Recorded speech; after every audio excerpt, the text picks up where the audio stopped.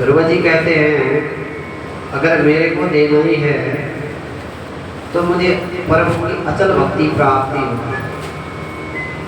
मेरी राज्य में कभी कोई रोगी ना हो, कोई निर्धन ना हो। और कुबेर जी ने तथास्तु कह दिया। इन्हीं ध्रुव जी के वंश में आगे चल करके राजा अंग हुए। अंग बड़े धर्मात्मा थे, अनन्य भक्त थे भगवान के। और इन्हीं अंग के बेटा हुए बेन, जिसने अपने बाप को भी धक्का मार करके मारने लगा, पीटने लगा, राजपाट से उतार दिया। तो पिताजी तो भग गए जंगल में, गुफा में जाके छुप गए। और राजपाट बेन ने संभाला। सबसे पहले कहा भाई राजा जो है ईश्वर का स्वरूप होता है। अगर तुमने अगर भगवान की भक्ति करनी है तो केवल तुम्हारा भगवान मैं ही हूँ, मेरे अलावा कोई भगवान नहीं है। अगर कोई भगवान की पूजा अर्चना करता है तो उसको मृत्यु दंड दिया जाएगा। उसने सबसे पहले भगवान की भक्ति पर रोक लगा दी। हन्यतामेषा पापः प्रकृतिदारुणः जीव जगत् सावासो कुरुते भस्मसात् ध्रुवम्। ऋषियों को कहा, हे ऋषियों क्या कर रहे हो तुम? कोई यज्ञ नहीं होगा। ऋषि और ब्राह्मणों के ऊपर ही वो चढ़ाई करने लग गया। अगर केवल यज्ञ करना है तो मेरे निमित्त, मेरे ही स्वाहा बोलोगे, मेरे ही नाम का भजन करोगे, इसके अलावा कोई परमात्मा नहीं है। ऋषियों ने क्रुद्ध होकर के हुंकार भरी। जैसे हुंकार भरे, हुंकार से ही बेन की गोविंदाय नमो नमः हो गया। और अब बिना राजा की प्रजा हाहाकार मच गया। क्या किया जाए? उसी बेन का मंथन किया। उसी मंथन से उन्हीं के वंश में आगे जाकर के पृथु भगवान प्रकट हो गए। बोलो पृथु महाराज की जय। पृथु जी ने पृथ्वी का दोहन करके जितने भी हमारे ग्रंथ मंत्र इत्यादि सब नष्ट हो गए थे, उनको ढूंढ निकाला। फिर से अखंड सनातन की उन्होंने स्थापना करी। और उन्हीं पृथु महाराज ने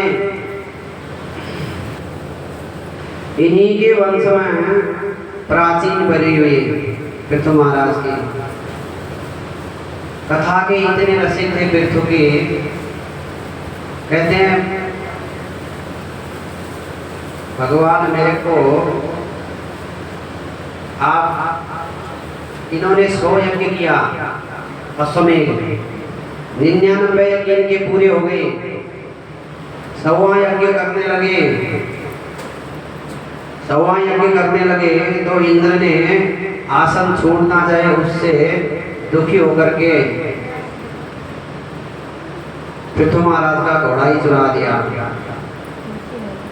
और घोड़ा चुरा दिया। सिंधु रत्नीकरान गिरियोन्ना चतुर्विधम। महाराज पृथु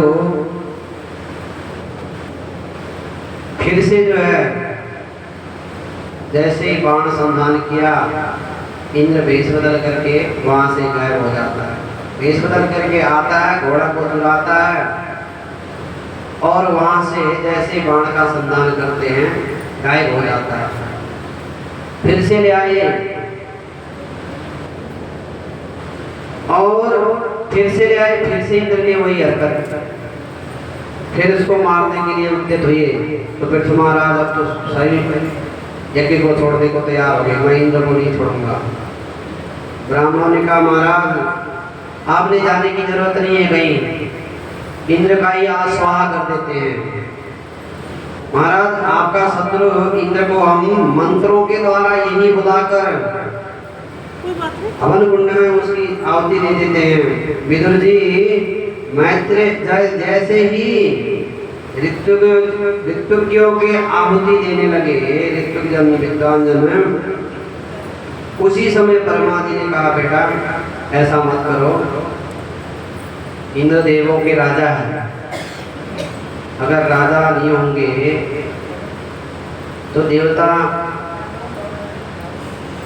की शक्ति जो है नष्ट हो जाएगी, उथल पुथल हो जाएगा तीनों लोगों में। तो इंद्र को माफ कर दिया और इन्हीं के वंश में आगे जा करके प्राचीन वरी हुए, वो भी भगवान के भजन करते थे, खूब भगवान की अनन्य भक्त हुए, लेकिन उनकी आदत थी कि पशु बलि करते थे। वैसे तो कहीं पशु बलि का प्रमाणिक रूप से कहीं बहुत ज्यादा तो नहीं आता, थोड़ा बहुत ग्रंथों में है पशु बलि का। पशु बलि नहीं करनी चाहिए। एक गुरु शिष्य की कहानी से विद्वान लोग समझाते हैं। एक शिष्य गया गुरु आश्रम में पढ़ने के लिए गया, तो जैसे ही वहां विद्यालय में गया, प्रविष्ट हुआ, बीड़ी पीता था बेचारा, बीड़ी पीता था, तो उसको देख लिया पीते हुए महाराज के अन्य शिष्यों ने, और वहां से गुरुजी की शिकायत लगा दी, गुरुजी फलाना व्यक्ति बीड़ी पीता है, बीड़ी पीता है कहा, बीड़ी पीता है कहा, तो भाई बीड़ी क्यों पीते हो? अकेले में लेकर के गुरुजी ने समझाया बीड़ी मत पियो। तो उसने ईमानदारी से बता दिया, गुरुजी मैं छोड़ना चाहता हूँ, मैं भी इससे परेशान हूँ। एक तो शीतलता प्रदान करने वाली होती है, धूम्रपान मदिरापान अगर कोई करता हो तो कभी नहीं करना चाहिए। मिट्टी से ही बनी हुई चिलम है जो खुद भी जलती है और दूसरों को भी जलाती है। एक घड़ा होता है, वो भी मिट्टी से ही बना हुआ होता है, खुद भी शीतलता प्राप्त करता है और दूसरों को भी शीतलता प्रदान करने वाला होता है। तो बीड़ी धूम्रपान इत्यादि जीवन के लिए, शरीर के लिए नुकसानदायक होते हैं, हानिकारक होते हैं। तो बेटा मत पियो, जब तुम्हें पता है इससे नुकसान हो रहा है, क्यों पीते हो? गुरुजी मैं छोड़ना तो बहुत चाहता हूँ लेकिन छूटते नहीं है। अच्छा तो आप ऐसा करोगे, एक दिन बीड़ी पियोगे सप्ताह में, कौन से दिन पियो? गुरुजी आप छुट्टी का दिन होता है रविवार को बीड़ी पी लिया करो। अब उसने क्या किया, रविवार को बीड़ी पीने लगा। एक दिन कहीं सभा को संबोधन करने के लिए गुरुजी चले गए दूसरी जगह, तो खुलेआम मुस्लिम संयोग से रविवार पड़ गया तो उसने तो बस खुला बीड़ी पीने लगा। शिष्यों ने कहा गुरुजी को कह देंगे, वो तो भाई गुरुजी को कह दो, हमें क्या फर्क पड़ता है। गुरुजी ने कहा था रविवार को बीड़ी पीना बहुत अच्छा होता है। गुरुजी का तो उद्देश्य ये था कि बीड़ी अगर ये सप्ताह में एक दिन पिएगा तो धीरे धीरे छूट जाएगी। और उसने क्या किया, गुरुजी ने कहा था, दो चार शब्द बढ़ा चढ़ा करके कहा, तो सभी जो है पीने लग गए बीड़ी। हाँ गुरुजी ने कहा तो चलो हम भी पी लेते हैं, फिर तो अच्छा ही है। तो गुरुजी का उद्देश्य था कि एक दिन अगर बीड़ी पिएगा तो धीरे धीरे एक दिन भी छूट जाएगा। तो वही बात जो है बलि पूजा की है। और नारद जी आए, नारद जी ने समझाया प्राचीन वरी को, बेटा राजन क्या कर रहे हो? महाराज यज्ञ कर रहा हूँ। काय का? देवताओं का। इसलिए कर रहे हो? देवताओं को प्रसन्न करने के लिए। प्रसन्न हो रहे हैं क्या देवता? अब ये तो समय आने पर पता चलेगा। एक बार ऊपर देखो, जैसे ही ऊपर देखा तो जितने हजारों की संख्या में प्राचीन वरी ने बलि चढ़ाई थी, वो सब जो है सिर नीचे करके देख रहे हैं। कब वो ऊपर आए, कब हम उसको मारे। तो भयभीत हो गया प्राचीन बलि। तो गुरु जी क्या करूं, आइंदा आप बलि पूजा नहीं करोगे। नारद जी के समझाने पर, नारद जी के समझाने पर प्राचीन बलि मान गए और इन्हीं के वंश में आगे जाकर के पुरंजन हुए। पुरंजन कौन है? पुरंजन और अविज्ञात का साथी है। पुरंजनयत इति पुरंजनः, ये शरीर पुरंजनी है। और 5 इसके 10 इसके घोड़े हैं। अविज्ञात कौन है? परमात्मा है। जैसे परमात्मा और पुरंजन है, जीवात्मा और परमात्मा, वैसे ही यह पुरंजन भी है। एक दिन चले गया पुरंजन घूमने के लिए, मेला देखने गया। तो मेला देखते देखते वहीं एक स्त्री के साथ मित्रता हो गई। एक सुंदरी आ रही थी, आगे पीछे खूब सैनिक लगे हुए थे। कहा, देवी जी आप कौन है? मैं इस मेले की, इस क्षेत्र की राजकुमारी हूँ। कहा, अच्छा। तो विवाह हो गया? नहीं नहीं, विवाह तो मेरा भी नहीं हुआ। दोनों का आपस में तालमेल बन गया और विवाह हो गया। विवाह हो गया, विवाह हो गया तो दोनों में इतना प्रेम हो गया। पुरंजन खाए तो पुरंजनी खाए, पुरंजन हंसे तो पुरंजनी हंसे, पुरंजन रोए तो पुरंजनी रोए। और उन्हीं से 10 बच्चे भी हो गए। और बाद में ध्यान करते करते, पुरंजनी का ध्यान करते करते, इतना जैसे पुरंजनी ने शरीर त्यागा, पुरंजनी के ही शरीर के साथ वो भी सत्य होने को चले गया।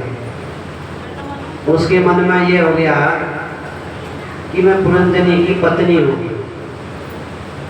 और बाद में ये अभिज्ञात जो थे, अभिज्ञात ने कहा, भाई मेरा साथी था, वो कहाँ गया दिख नहीं रहा। संयोग से घूमते घूमते वहीं वो भी पहुंच गए। कहा, अरे भाई पुरंजन क्या कर रहे हो? मित्र पुरंजन क्या कर रहे हो? कहा, भाई तुम कौन हो? मेरे मैं पतिव्रता स्त्री हूँ, आप मेरे को पुरंजन कैसे कह रहे हो? तो पुरंजन ने समझाया, अभिज्ञात ने समझाया, सारी बात बताई। तो वो शरीर, यह शरीर क्या पुरंजनी है। 5 इंद्रिय, 5 ज्ञानेंद्रिय, 5 कर्मेंद्रिय, और इससे ऊपर एक मन है, और मन से ऊपर बुद्धि। इस पुरंजन के भी 9 द्वार है। और जिसने उस अभिज्ञात का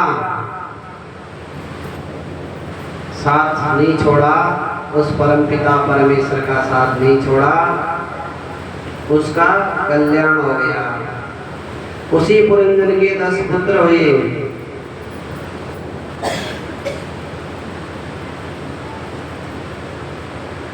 उसी पुरंजन के 10 पुत्र हुए। कहते हैं महाराज, नारद जी को पूछा, ठाकुर जी को प्रसन्न करने के लिए क्या किया जाए? ठाकुर जी को प्रसन्न करने के लिए एक ही उपाय है,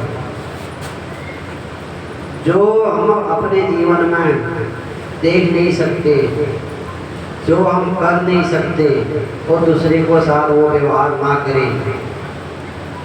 हम ठगे जाते हैं तो हमें बहुत कष्ट होता है, लेकिन हम किसी को ठगते हैं तो बहुत आनंद आता है। तो जीवन में दूसरों के साथ जो व्यवहार हमें अच्छा, हमारे साथ अच्छा नहीं लग रहा है, वो व्यवहार दूसरों के साथ ना करें।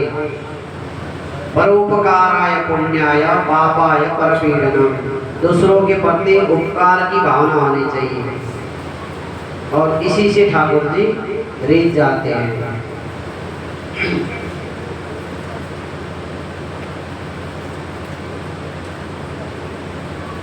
अब इन्हीं के उत्तानपाद के बड़े भैया है प्रियव्रत।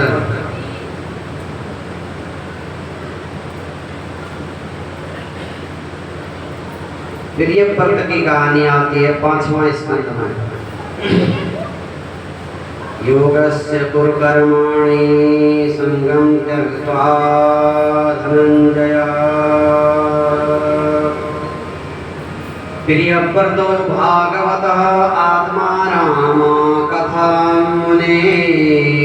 गृहे रमतयनमूलः कर्मबन्धो पराभवः।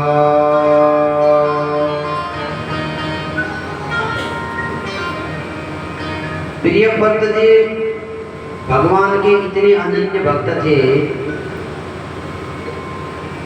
वो चाहते थे कि रात ना हो। रात होने से 12 घंटे नष्ट हो जाते हैं। उन्होंने संकल्प लिया कि रात ना हो, और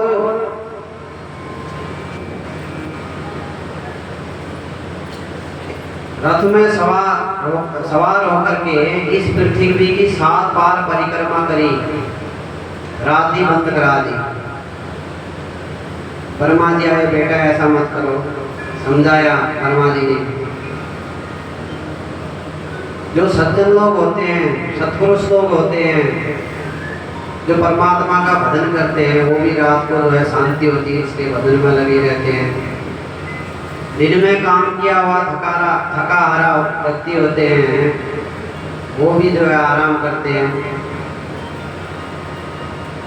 और उसी अंधेरे के रात्रि में चोरों को भी बढ़िया फायदा हो जाता है। तो आप ऐसा मत करो। जो प्रकृति ने बनाया है, जो सृष्टि में 2 चीज है, वो सभी जीवों के कल्याणार्थ बना है। एक आपके करने और कहने से व्यवस्था खराब हो जाएगी, तो मान गई। इन्हीं के द्वारा 7 द्वीप और 9 समुद्र कर दिए। इनमें से पहला द्वीप है जम्बू द्वीप, उसी से 9 खंडक, 7 द्वीप और 7 महासागरों की स्थापना करी। जम्बू द्वीप के 9 खंड बनाए, 14 लोक बनाए। अतल वितल सुतल तलातल रसातल पाताल भू भुवः स्वः महाजन तप सत्य। 7 तल ऊपर के, 7 तल नीचे के।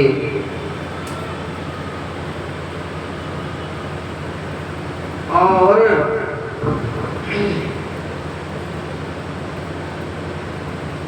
इन्हीं के वंश में आगे जा करके आग्नेय हुए।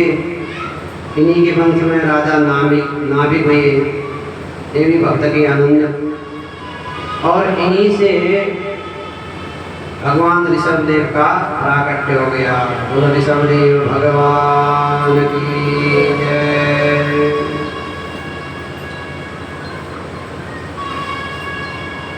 तस्य वा इत्थं वर्मणा वरीयसा बृहच्च लोकेन चौदसा बलेन श्रिया। यशसा वीर्यशौर्याभ्यां च पिता ऋषभः इतीदं नाम चकार। राजा नाभिक के देश से शौर्य आदि से बड़े गुणों में श्रेष्ठ होने के कारण ऋषभदेव रख दिया इनका नाम। भगवान ऋषभदेव प्रकट हो गए। और ऋषभ का अर्थ होता है श्रेष्ठ। इसी से ऋषभ शब्द जो है बनाया गया, जो अपने ज्ञान से प्रकाशमान में करते हो।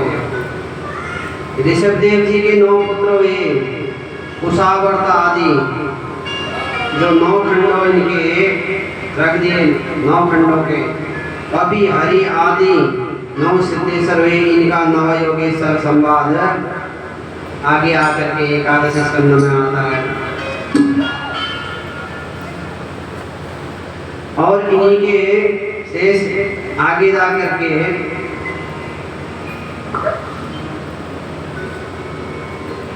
एकासी पुत्र, ऋषभ देव जी के 100 पुत्र थे। 81 पुत्र याज्ञिक कर्म कांड में ऋषभ देव जी के जीवन में प्रेम के अतिरिक्त और कोई दूसरा नहीं था। प्रेम के मूर्ति अवतार थे और यह अपने पुत्रों को उपदेश दे करके स्वयं अवधूत बन करके भगवान के अचल भक्ति प्राप्त करके भगवान के परम धाम को चले गए। इन्हीं के बड़े भाई, इन्हीं के पुत्र भरत जी सबहुमिन्महीपते पितृपिता महवत्सरतया स्वे स्वे कर्मणि वर्तमानः प्रजा सधर्मा मनवर्तमान पर्यपालयत।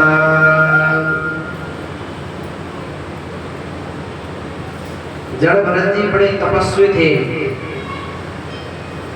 भगवान के अनन्य भक्त थे और एक समय जो है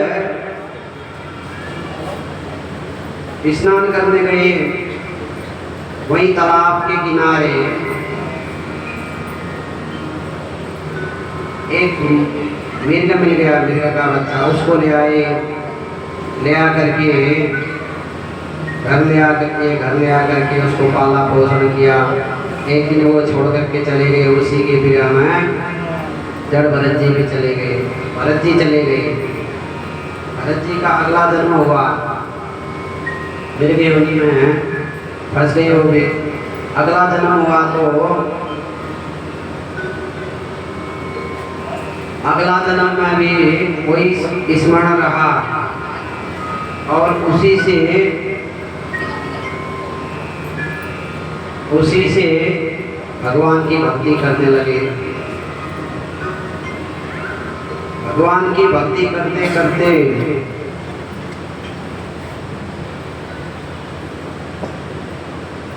तयोदितं व्यक्तमपि प्रलब्धं भरतो समेष्यादति वीरभारा कर्तुर्यदि स्यादधिगम्य मध्वा पिबेतिरासो न विदां प्रवाहः।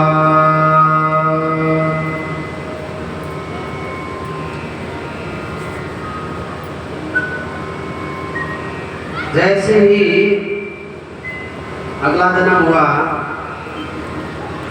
तो जड़ भरत जी भगवान की भक्ति कर रहे थे। उसी समय एक राजा रावण नाम का जा रहा था। उसका एक आहार बीमार हो गया। उसने कहारों में लगा दिया जड़ भरत जी को। जड़ भरत जी धर्मात्मा थे, सभी जीवों की दया रखने वाले थे और जड़ भरत जी ने जैसे ही उस पालकी को उठाया, चलने लगे। जैसे ही कीट पतंग आता है तो साइड से पैर हटा लेते हैं, इससे पालकी का संतुलन बिगड़ जाता।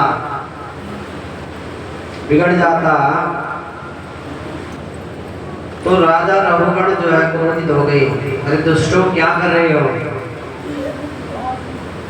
अहो कष्ट भ्रातुर व्यर्थ मुरु परिश्रांतो। महाराज अभी नया कहा लगा है, इसको अभी आ नहीं रहा चलना। फिर दोबारा ऐसे कहा तो जड़ भरत जी को देखा।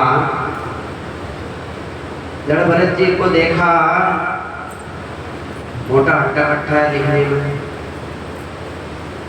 कहा अरे इतना दुबला पतला रेड हड्डी का तो है, इससे क्या पालकी उठेगी। उनकी हंसी मजाक उड़ाने लगा। कष्ट हो रहा होगा बेचारे को। जब अधिक अपमान करने लगा तो जड़ भरत जी ने बोल पड़े उसे पहली बार, अहो कष्ट भ्रातुर भर्तरो मोरो परिश्राम। महाराज तयोजितं व्यक्तम विप्रलब्धं भर्तु समे स्यादति वीरभारः गन्तुर्यदि स्यादधिगम्य बद्ध्वा विवेदिरासो न विदां राजन, भार नाम की वस्तु है तो धोने वाले के लिए है, और इसी प्रकार यदि कोई गंतव्य मार्ग है तो मार्ग में चलने वाले के लिए है। शरीर के लिए क्या है? और ना तो मैं इस शरीर को अपना मानता हूँ, नहीं कोई मेरे को भार की वस्तु लगती है। तो आप कैसे कह रहे हैं कि कष्ट होगा तो शरीर को होगा? मैं इस शरीर को मानता नहीं, आत्मा को थोड़ी ना कष्ट हो रहा है। जब ऐसा कहा तो जड़ भरत जी ने नीचे उतर करके आया राजा रावण। जब दृष्टि डाली तो जनेऊ पहना हुआ था, शिखा चोटी रखी हुई थी। कहा ब्राह्मण प्रतीत होते हैं। महाराज कौन है आप? कौन है आप? कहा तो मैं एक ब्राह्मण हूं। राजा रावण कहते हैं मेरे को डर लगता है तो केवल ब्राह्मणों से। महाराज मैं शिव के त्रिशूल से, नारायण के चक्र से भी नहीं डरता। अगर मैं डरता हूँ तो केवल ब्राह्मणों के श्राप से। तो आप कौन है? कहा भाई हम ऐसे ब्राह्मण नहीं है, आप चिंता मत करो। आपने कहा शरीर को कष्ट नहीं होता, शरीर भी तो शरीर को कष्ट होता, आत्मा को कष्ट नहीं होता। और जब शरीर में भार आएगा तो आत्मा भी तो इसी के अंदर है, कैसे नहीं आ सकता? बताइए। कहा तो कैसे आप बताओ? अग्नि में पात्र को रखेंगे, उसके ऊपर पानी डालेंगे, उसके ऊपर चावल डालेंगे। जब चावल पकता है तो पात्र को भी तो कष्ट होता है। कहा राजा तुम मूर्ख हो, तुम बात कैसे कर रहे हो? इस आत्मा के उस अग्नि का नाशवान चीजों का इस आत्मा के साथ तुलना कर रहे हो। तात्विक दृष्टि से मैं और तुम एक ही है। तुम्हारे अंदर भी परमात्मा है, मेरे अंदर भी परमात्मा है। शरीर का नाश होता है, आत्मा का नाश नहीं होता है। अकोपिदः कोपिदवादवादान् वदस्य तो नातिविदां वरिष्ठः न सूरयो हि भवहारमेनं तत्त्वामर्षेण सदा मनन्ति।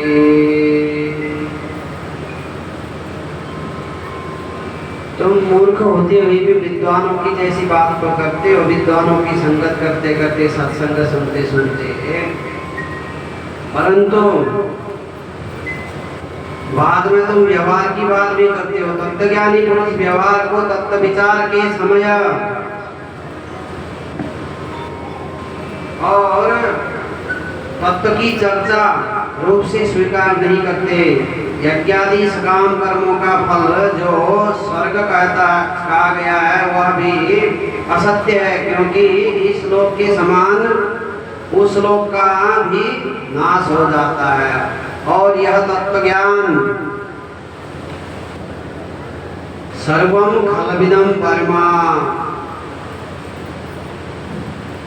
और अहम ब्रह्मास्मि आदि वेदांत वाक्यों से कंठस्थ करने से ही भी नहीं होता है।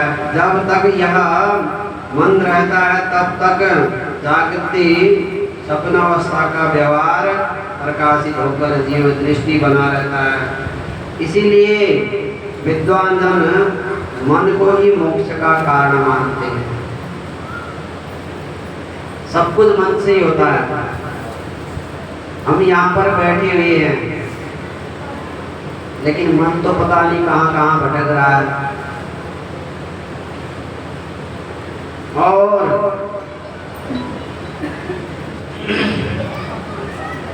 शरीर में कोई कष्ट हो रहा है, सिर दर्द भी हो रहा है,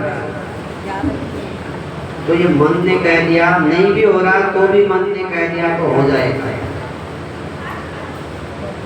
तो इस मन को परमात्मा में लगाएंगे, भगवान का नाम लेते रहेंगे, सुमिरन करते रहेंगे, तो ये नहीं भटकेगा। कैसे? ओ मैं तो जपूं सदा तेरा नाम, दयालु दया करो। मैं तो जपूं सदा तेरा नाम, दयालु दया करो। सदा तेरा नाम, दयालु दया करो।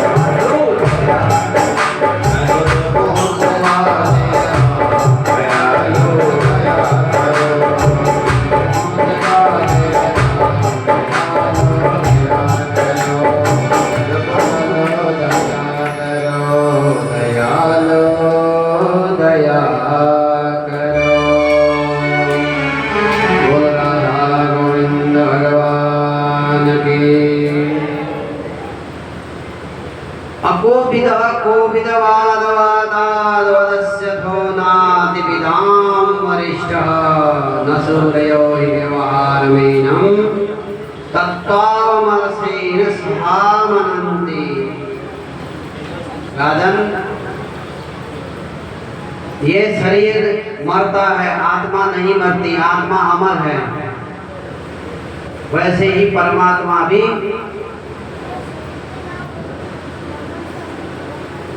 यही आत्मा परमात्मा है। और जब ज्योति जलती है, ज्योति जलती है तो ज्योति का प्रकाश कहाँ जाता है? प्रकाश हमेशा ऊपर की ओर चले जाता है।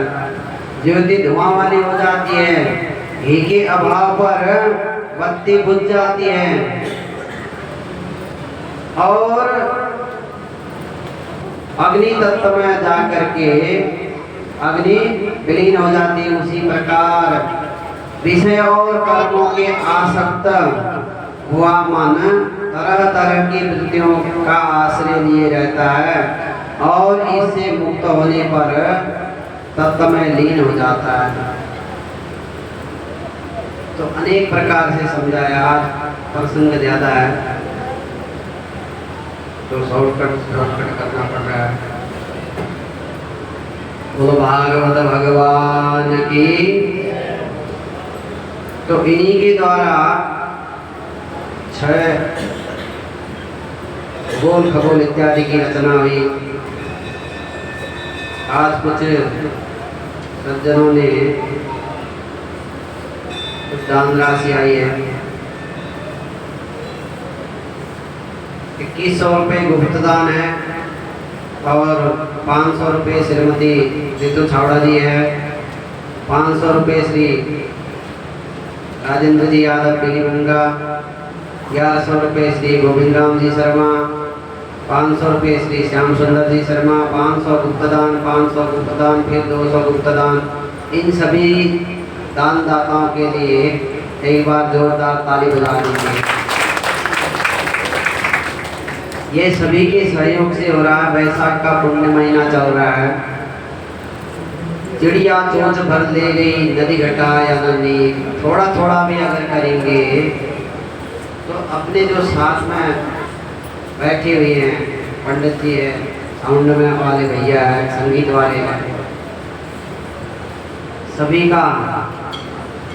के लिए जो है आसान हो जाएगा यह कार्य। तो इसलिए थोड़ा थोड़ा भी करेंगे तो उससे जो है व्यवस्था बनी रहेगी।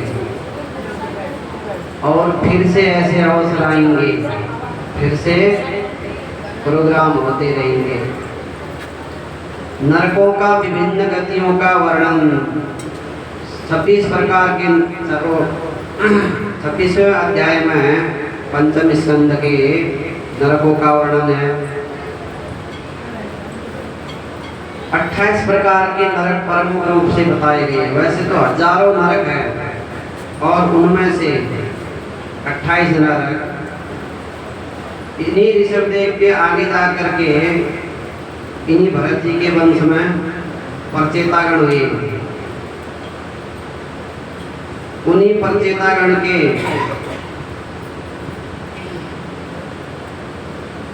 वंश में दक्ष हुए और दक्ष की पत्नी हुई अशक्नी।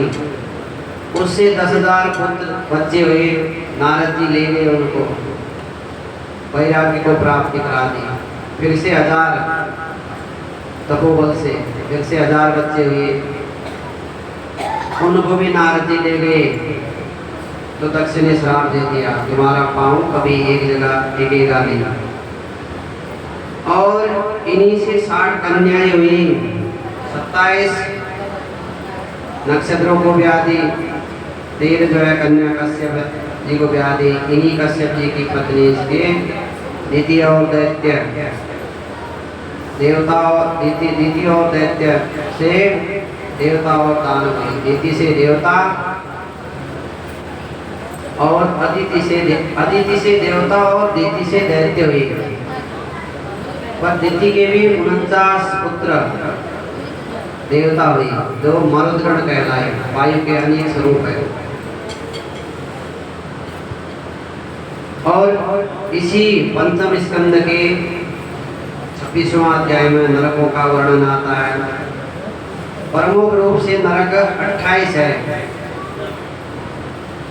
तामिश्र, अंध तामिश्र, रौरव, महारौरव, कुंभीपाक, कालसूत्र, असीपत्र, शुकरमुख, अंधक, कूप, कुंभीभोज, संदंस,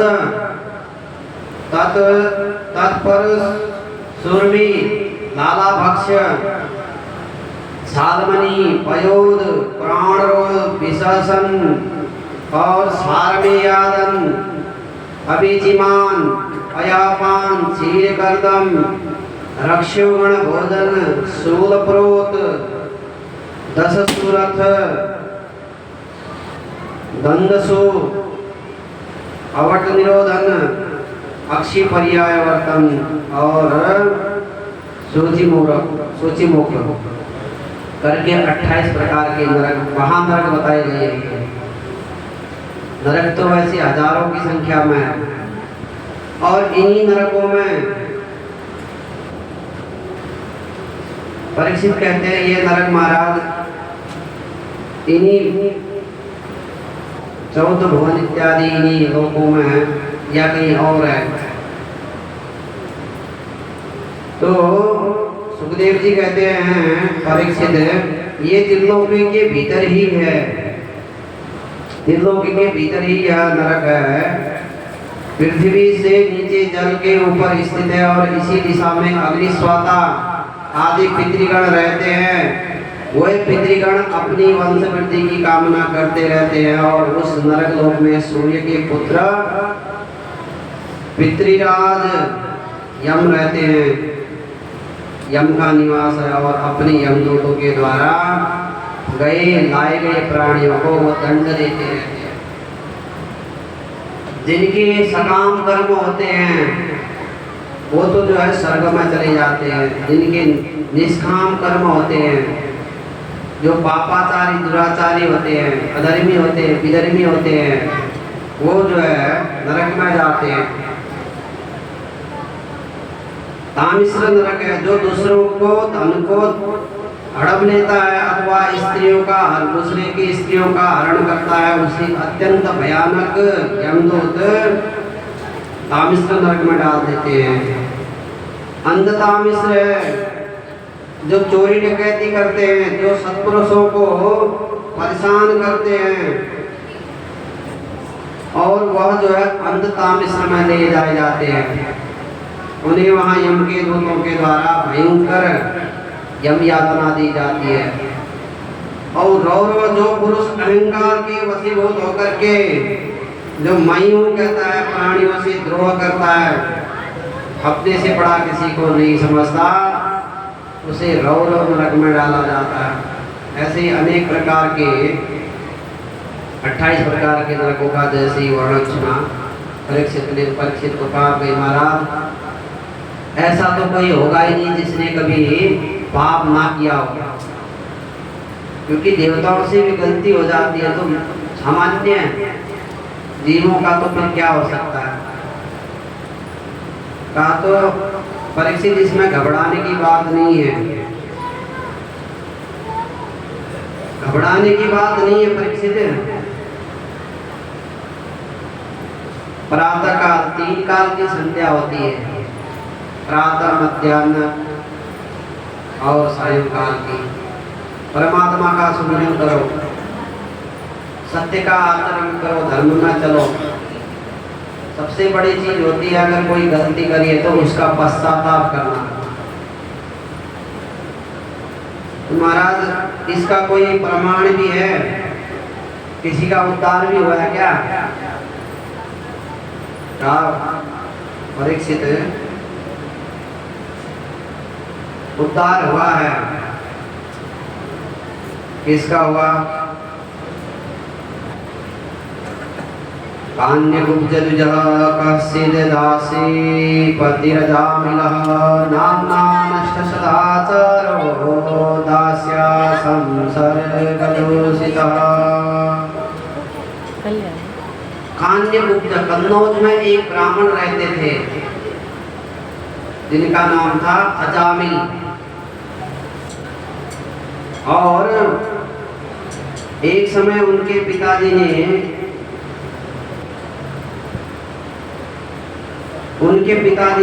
अजामिल को समिधा लाने के लिए, कुशा लाने के लिए जंगल भेजा और वो वहीं रह गए, वहीं चले गए और वहीं रहने लग गए। एक उनको वहीं गणिका मिल गई, वेश्या, उसी के साथ रहने लगे, उसी में मोहित हो गए। एकदासो वनम यात्रा पितृ संसेदस सकृद द्विजा आदाय तव आवृत फल पुष्प समेस्मुषान। वेश्या के साथ निर्लज्ज होकर के वहीं मदिरापान करने लगे, कामी क्रोधी, अपना धर्म जो है भ्रष्ट कर दिया। और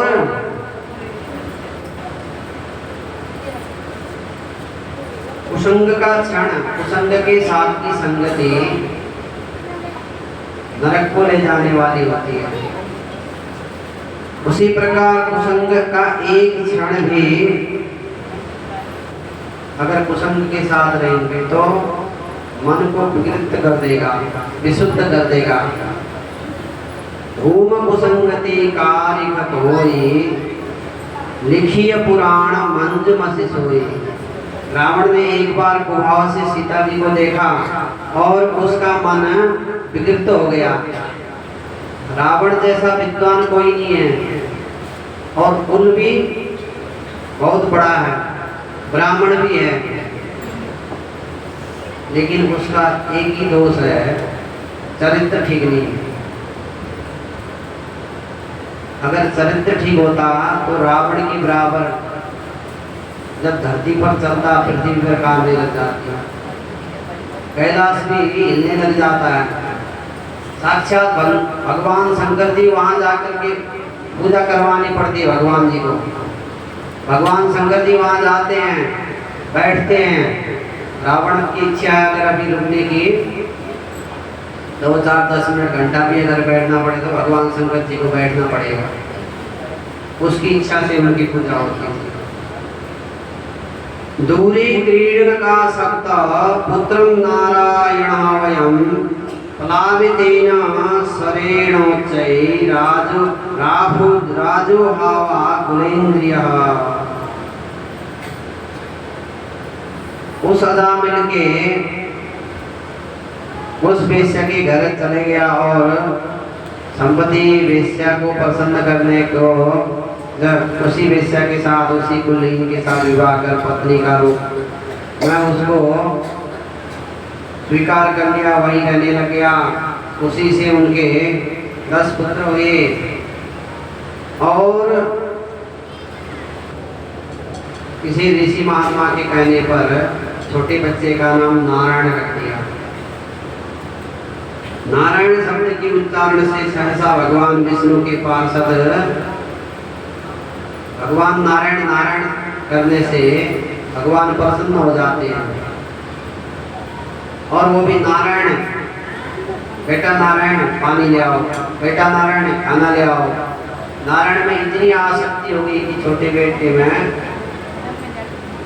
प्रेम होने लग गया। और प्रेम हुआ तो एक दिन यम के दूत आ गए लेने के लिए। दूरे क्रीडन का सप्तम पुत्रम नारायण वयम। और जैसे ही यम के दूत आए तो बेटा नारायण बचाओ, बेटा नारायण बचाओ, बचाओ कहने लगा।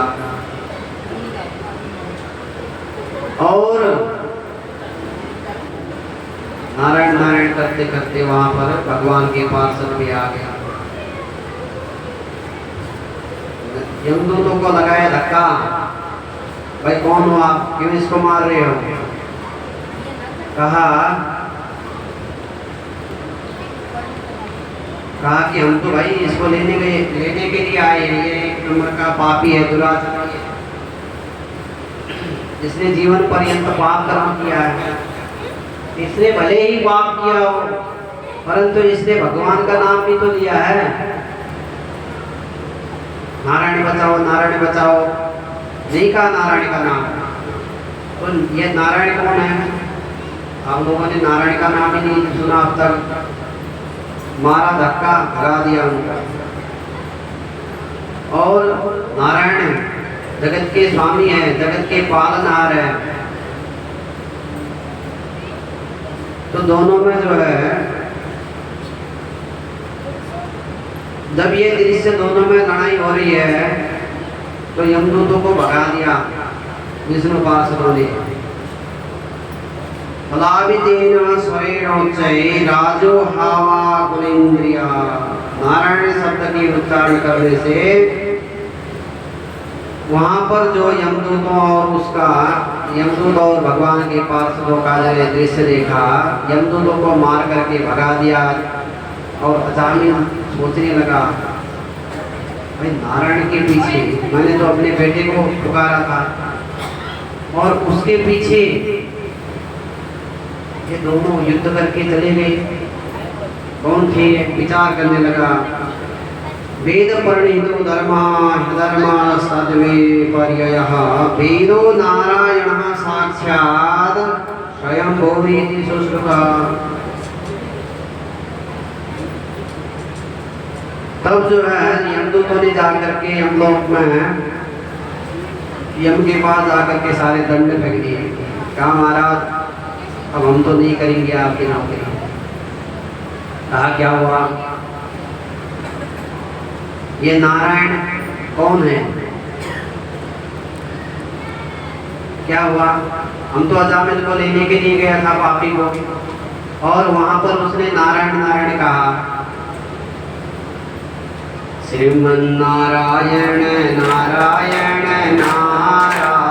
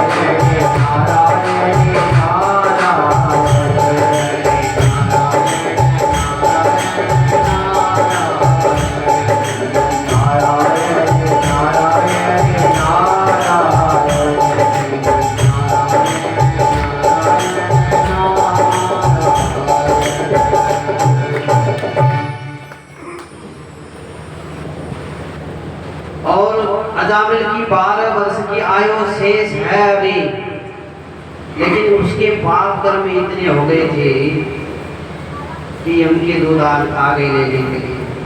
जैसे यमदूतों ने पूछा नारायण पुकारा उसने, तो वहाँ उस नारायण के पास उन्होंने हमें मार करके भगा दिया। कहा यमराज ये नाम लेना तो यहाँ, अगर ये नाम लेंगे तो हमारी दुकानदारी बंद हो जाएगी। इति नैव ह्यगोष्णोस्य कीर्तं स्याद घनिष्कृतं यदा नारायणेति जगाद चतुरक्षरम्। ये जो नारायण है 4 अक्षर का, कोई अगर नारायण शब्द कहे तो उसके पास कभी मत जाना। इसकी तो महिमा स्वयं नारायण भी नहीं जानते, तो मैं क्या बताऊं आपको, लेकिन थोड़ा थोड़ा मैं जानता हूं। जो कोई जिसके मुख में भगवान हरि का नाम आए, अंत समय में नारायण का नाम आए, विष्णु का नाम आए, उसको छोड़ देना, बाकी उसके अलावा सबको ले आना। ये हमने समझा दिया। और परो मदन्यो जगतस्तसुश्चोतं प्रोतं पटवाद्यत्रियविश्वं यं दंसतोष्य स्थितिजन्मनसा नश्यो तवदयास्य वसे च लोकाः।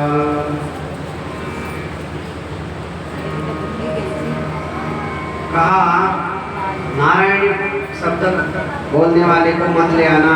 जीवाम न भक्ति भगवद गुण नाम ध्येयम चेतस्तन स्मरते तच्चरणारविंदम कृष्णाय नो नमति चिर एकदापि तानानयद्धमसतो।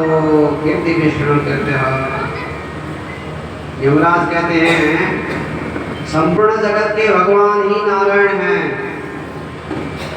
आप जिनकी जिह्वा कभी भगवान का नाम ना लेती हो, जो संसार के सुख साधनों, संसार के नाशवान शरीरों में, खाने में, पीने में, सोने में लगाते हो समय, भगवान का नाम जो ना लेता हो कभी, उनको पकड़ना। जिह्वाम न भक्ते भगवत नाम गुण ध्येयम, यानी कि जो भगवान का कभी नाम ना लेता हो, जिनके चित्त भगवान के चरणारविंद में कभी न पड़ता हो, और जो जीव कभी भगवान को नमन नहीं करता हो, जो भगवान का पूजन नहीं करता हो, उन सब पापियों को तुम पीटते हुए ले आना। और जो भगवान का नाम लेता हो उनको कभी हाथ मत लगाना। यमदूत प्रसन्न हो गए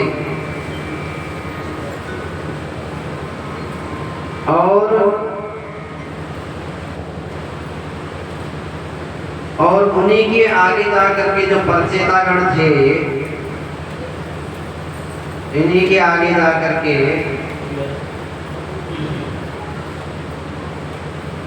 पुंसवन की विधि बताई। श्री कृष्ण गोविंद हरे मुरारी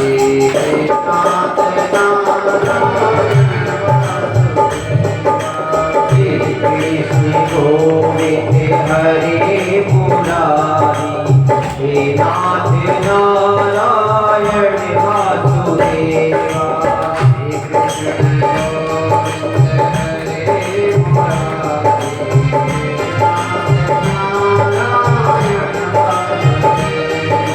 श्री कृष्ण गोविंद हरे मुरारी हे नाथ नारायण वासुदेवा।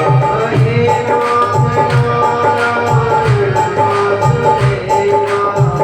नाथ नारायण वासुदेवा।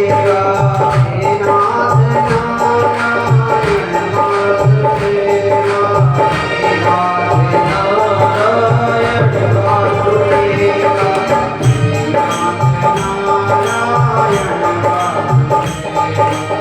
हे नाथ नारायण वासुदेवा।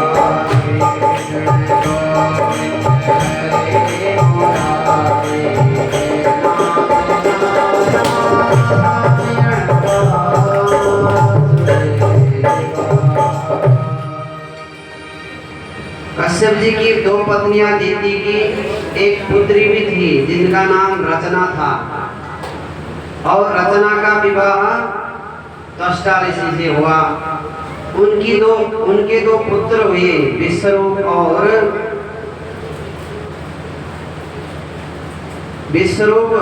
त्वष्टा ऋषि के जो बड़े पुत्र थे विश्वरूप, वो देवताओं के गुरु बने। एक बार देवगुरु बृहस्पति रुष्ट हो गए थे इंद्र से। कैसे कि इंद्र के पास गुरु जी गए और इंद्र ने आसन का अभिमान, गद्दे का अभिमान, बैठा हुआ था। हाँ मैं राजा हूँ, कहाँ इतनी बड़ी सभा के आगे है, गुरु जी को नमस्कार करो, अभिमान हो गया। उसने जैसे गुरु जी आए नीचे सिर कर लिया, अनदेखा कर दिया। और उसी से कुपित होकर के देवगुरु वहां से अदृश्य हो गए। इंद्र को पश्चाताप हुआ, खोज करने लगा, कहीं देवगुरु नहीं मिले। तो ब्रह्मा जी के कहने पर विश्वरूप को देवताओं का गुरु बनाया गया। एक दिन दैत्य आए, महाराज विश्वरूप से कहा कि थोड़ा देवताओं की स्वाहा करते हो, साथ में हमारी भी शक्ति बढ़ जाएगी, हमारी भी स्वाहा कर दिया करो। कहा ठीक है। विश्वरूप के मामा जी करते हैं दैत्य, तो जैसे व्यक्ति की स्वाहा करते हैं तो विश्वरूप धीरे से दैत्य को भी स्वाहा करते हैं। ये बात इंद्र को पता चल गई, फटकार लगाया, एक बार तो माफ कर दिया। फिर कुछ दिन और बीते थे, फिर ऐसे ही होने लगा, तो उससे इंद्र ने क्रोधित होकर के विश्वरूप के तीनों सिरों को काट दिया और इंद्र को ब्रह्महत्या सताने लगी। ब्रह्मा जी के पास गया, क्या किया जाए। उसको 4 भागों में विभाजित कर दिया। एक भाग जो है पृथ्वी को दिया, एक भाग जल को, एक भाग वृक्षों को और एक भाग स्त्री को।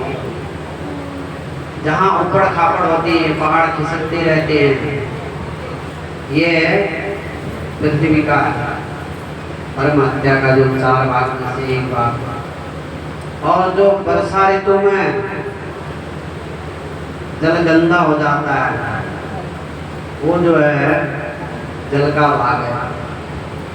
जो वृक्षों से दूध निकलता है, वो तीसरा भाग है। और जो स्त्रियों के रस के रूप में निकलता है, वो चौथा भाग है। और त्वष्टा ऋषि ने इंद्र को मारने के लिए जैसे ही विश्वरूप का सिर काट दिया, इंद्र को मारने के लिए एक तांत्रिक यज्ञ किया। उस यज्ञ में मंत्रों की त्रुटि हो गई, तो इंद्र को मारने क्या नहीं हुआ, इंद्र के द्वारा मारे जाने वाला ऐसा जो है पुत्र पैदा हो गया, जिसका नाम रखा वृत्तासुर।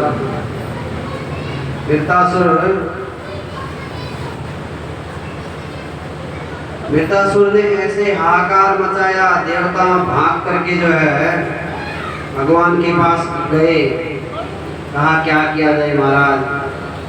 वृत्तासुर का हाहाकार। भगवान ने कहा कुछ नहीं, आप दधी जी बाबा के पास जाओ, उनकी हड्डियों से शस्त्र बनाओ और उसी से वृत्तासुर की मृत्यु होगी। दधीचि जी के पास क्यों भेजा, अन्य ऋषियों के पास भी तो भेज सकते थे। जब परशुराम जी दुष्ट राजाओं का वध करते थे, तो जो भी उनके शस्त्र थे, बड़े बड़े शस्त्र थे, वो दधी जी के पास छोड़ के जाते थे। काफी जो है शस्त्र इकट्ठे होते, दधी जी के पास छोड़ दिया और कहा कि महाराज ये आप संभालिए, मैं तीर्थ यात्रा में जा रहा हूँ। दधी जी बाबा को चिंता सताने लगी, कोई दुष्ट आ गया, अगर किसी को पता चला तो यहाँ से ले जाएगा, और परशुराम जी मेरे को नहीं छोड़ेंगे। उन्होंने क्या किया, उसको घिस करके सारा पान कर गए उन शस्त्रों का, और उससे उनको महान शक्ति प्रदान हो गई। इसीलिए दधी जी की हड्डी से जो वज्र बनाया गया, उससे जो है वृत्तासुर को जब इंद्र मारने के लिए गए, तो उसमें भगवान का दर्शन हो रहा है। वृत्तासुर को भगवान का दर्शन हो रहा है, और वो 4 श्लोकों में भगवान की स्तुति करके। वृत्तासुर कौन था? पूर्व जन्म में चित्रकेतु नाम का राजा था और भगवान का अनन्य भक्त था। एक दिन जो है भगवान शंकर जी और पार्वती मैया विराजमान थे, शौनकादि ऋषियों से उपदेश ज्ञान प्राप्त कर रहे थे। तो उसी समय चित्रकेतु पहुंच गए और पार्वती मैया गोदी में बैठी हुई थी भगवान की। तो उससे चित्रकेतु कुपित हो गए, कहा भगवान को खूब अपशब्द कहे, खूब गालियां दी, उल्टा सीधा कहने लगा। भगवान को तो कोई दुख नहीं हुआ, भगवान तो हंसने लगे, लेकिन पार्वती मैया नाराज हो गई। तुमने जो है असुरों का जैसा बर्ताव किया है, इसलिए तुम असुरी बन जाओ। इसलिए जो है उसको असुर बनना पड़ा और इंद्र ने उसको मारा। उसके दोनों हाथ काट दिए, दोनों भुजाएं वृत्तासुर की काट दी और वृत्तासुर के दोनों हाथ काटते वृत्तासुर दौड़ करके आया, मुंह खोल करके इंद्र को ही भटक गया। भगवान नारायण में बहुत शक्ति है, नारायण कवच है। नारायण कवच का जो नित्य पाठ करते हैं वो समस्त भयों से, चाहे किसी भी कामना के लिए, खास करके शारीरिक कष्ट के लिए नारायण का कवच का पाठ करे तो बहुत फलदायी होता है। तो नारायण कवच का पाठ करते थे इंद्र, और हाथ में वज्र था और उसी वज्र से काट काट करके वृत्तासुर का पेट काट करके 1 साल बाद बाहर निकले और उसी से वृत्तासुर की मृत्यु हो गई। अब यहाँ से होता है 7वां स्कंद, 7वें स्कंद का प्रारंभ हो गया। अध्याय प्रहलाद जी का चरित्र है, हिरण्यकश्यप।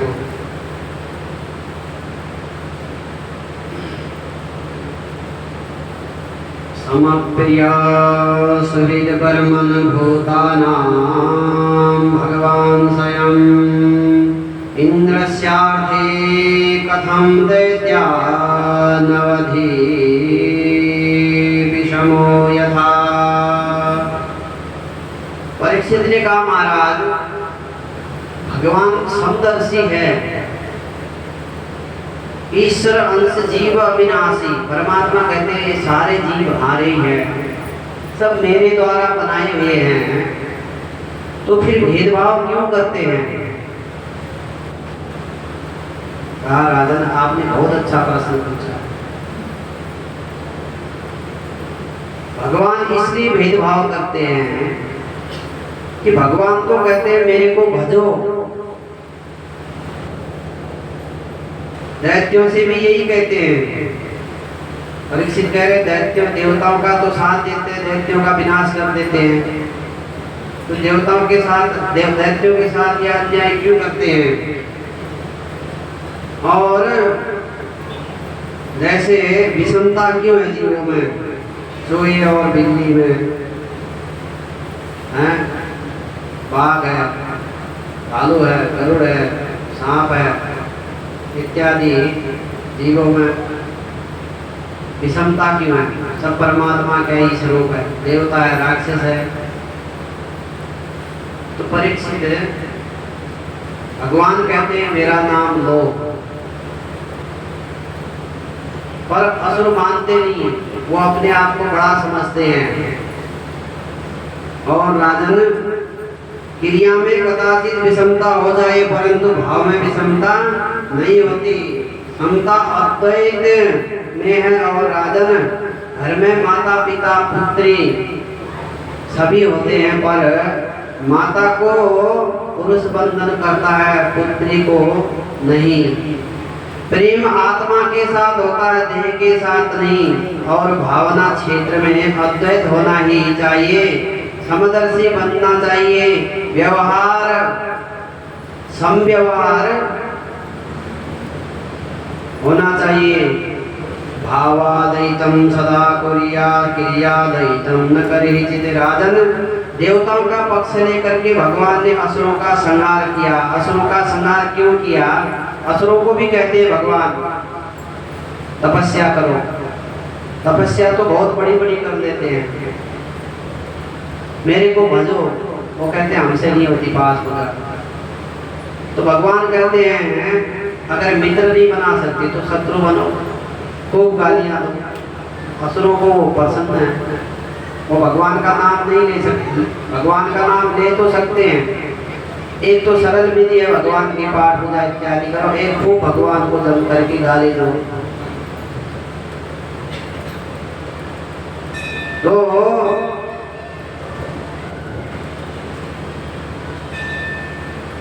गाली दो कहा तो परीक्षित विषमता ये है कि परमात्मा तो संभावना ये रखते हैं सबके साथ, लेकिन परिस्थिति बस विषमता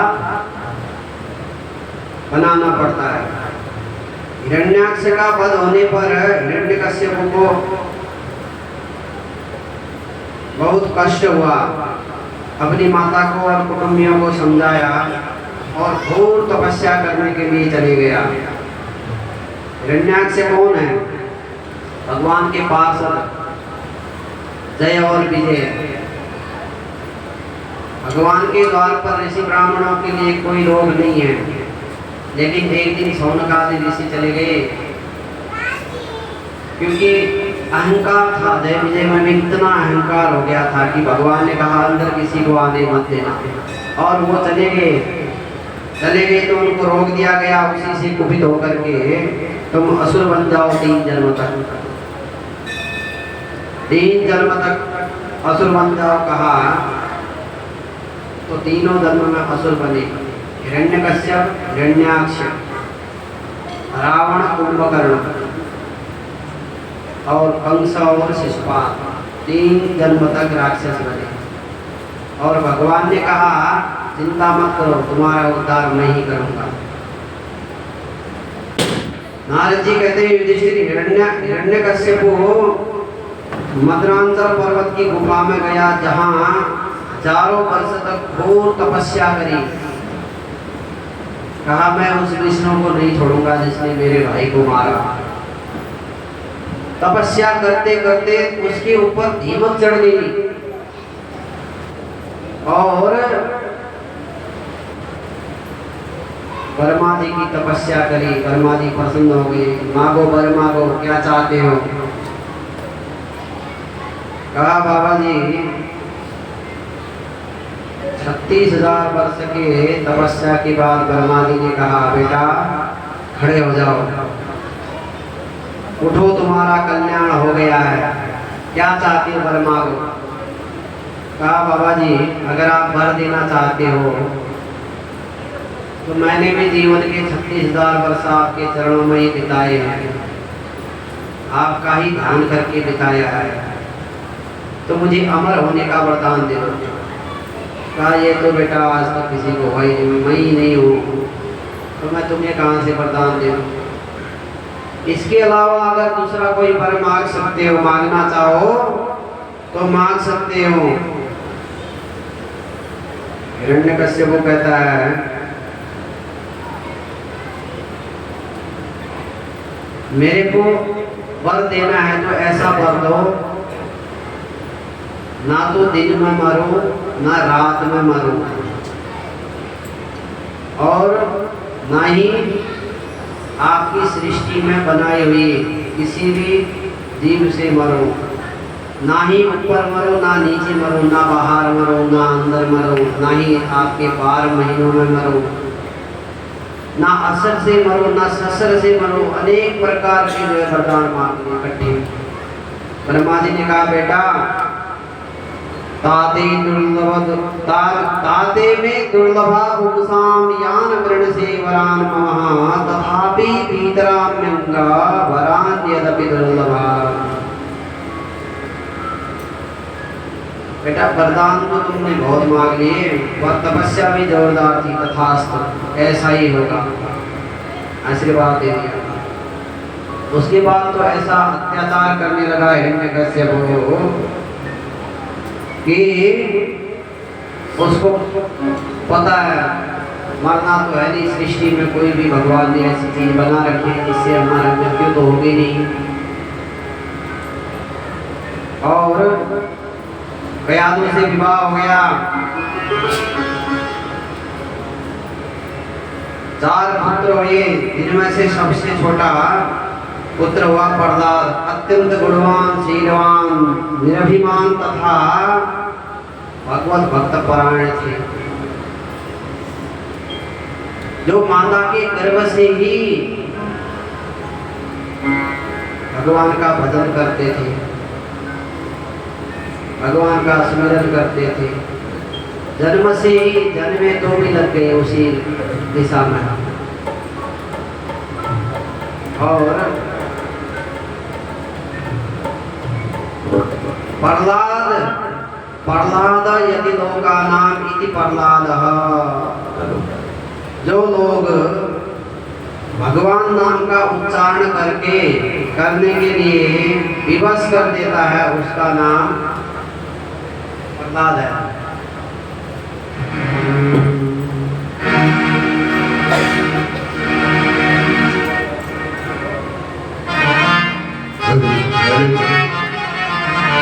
पकड़ लो हाथ बनवारी, नहीं तो हम डूब जाएंगे।